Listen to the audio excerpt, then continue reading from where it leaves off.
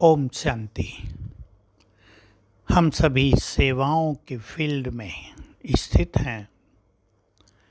सदा ही हमें ये प्रयास करना है कि दूसरों का कल्याण हो, सभी के चित्त चैन पाएं, सभी के घरों में सुख शांति हो, प्रेम हो, खुशियाँ हो।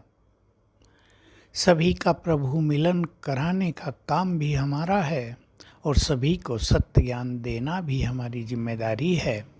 संसार के लोग विषय विकारों में लिप्त हैं, पाप कर्मों में अभी तक इतने फंस गए हैं कि उन्हें पता ही नहीं चल रहा कि कहाँ तक फंस चुके हैं।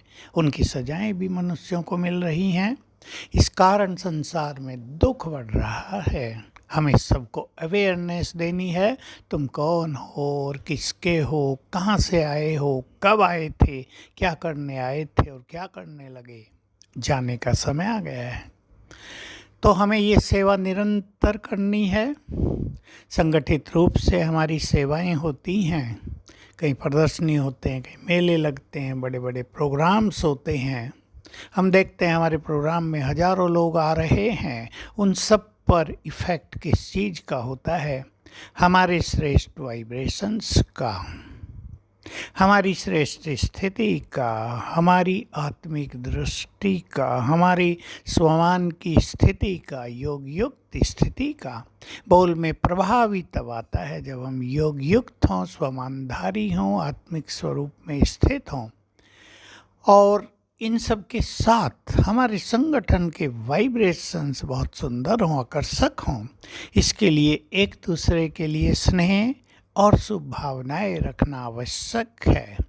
हम स्नेह भी दें, सबको सहयोगी भी बना लें और सबके लिए शुभ भावना भी रखें। अपने संगठन में खास ये ऐसा है, ये वैसा है, ये ऐसे नहीं करता, ये सहयोग नहीं देता, ये जो नेगेटिविटी की तरंगे हैं ये हमारे वाइब्रेशंस को बहुत कमज़ोर करती हैं। लोग आकर्षित होकर बाबा के पास नहीं आ पाते हैं। इसलिए सेवाओं में भगवान के महावाक्य हैं, सेवा को प्रसाद की तरह बांटो, सबको हिस्सेदार बना लो। एक जगह दिल्ली में बड़े प्रोग्राम में मैं गया, भाई ऑर्गेनाइज कर रहा था, जो बहुत बुजुर्ग व्यक्ति थे, 80-85 साल के। उनको भी उसने सेवा दे दी। 5-7 को बैठा दिया चारों तरफ, आप बैठे रहो, लोगों का स्वागत करना और सभी को वाइब्रेशंस देना, मीठे बोल बोलना और कुछ नहीं करना, रास्ता बताना किधर से जाना है। तो देखो, खुश हो गए लोग, हम भी सहयोगी हैं। 2-3 को गेट पर बैठा दिया, स्वागत करो, लोगों से हालचाल पूछो, उनको रास्ता बताओ, इधर से शुरू करेंगे। बड़ा काम हो गया। तो लोग तन मन धन से तो सहयोगी बनते हैं, लेकिन हमें उनको सेवाओं में भी कुछ हिस्सा दे देना चाहिए। चाहे किसी को सफाई का ही काम दें, किसी को भोजन खिलाने का दें, किसी को बनाने का दें, प्रसाद की तरह सेवाएं बांटें। इससे सभी की दुआएं प्राप्त होंगी और एक सूक्ष्म सहयोग सभी की ओर से हमें सेवाओं में मिलेगा।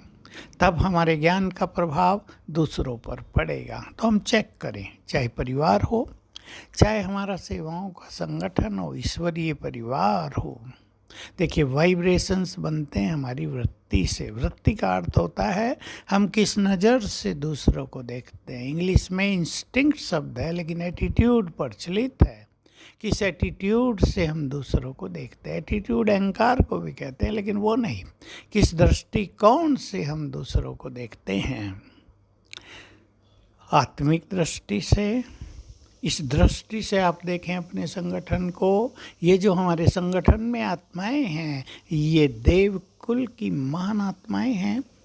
देखो, इन्होंने पवित्रता का व्रत लिया है, कितनी महान हैं ये भगवान से जुड़े हैं। ये कईयों ने अपने को समर्पित कर दिया है। छोटी बात थोड़ा ही है, बहुत बड़ा त्याग कर दिया विषय विकारों का, दुनिया की बातें सुनते हैं उन सब के प्रभाव का भी त्याग कर दिया, अपने मार्ग पे चल पड़े हैं। तो सबको इस महानता की नज़र से देखा करें और सबके लिए शुभ भावना रखें। सब आगे बढ़ जाएं, सब योगी बन जाएं, सब महान स्थिति को प्राप्त कर लें, सबका नाम हो, सब बहुत अच्छी शान से रहें, तो ऐसा करने से हमारे संगठन के वाइब्रेशंस मोस्ट पावरफुल हो जाएंगे। ओम शांति।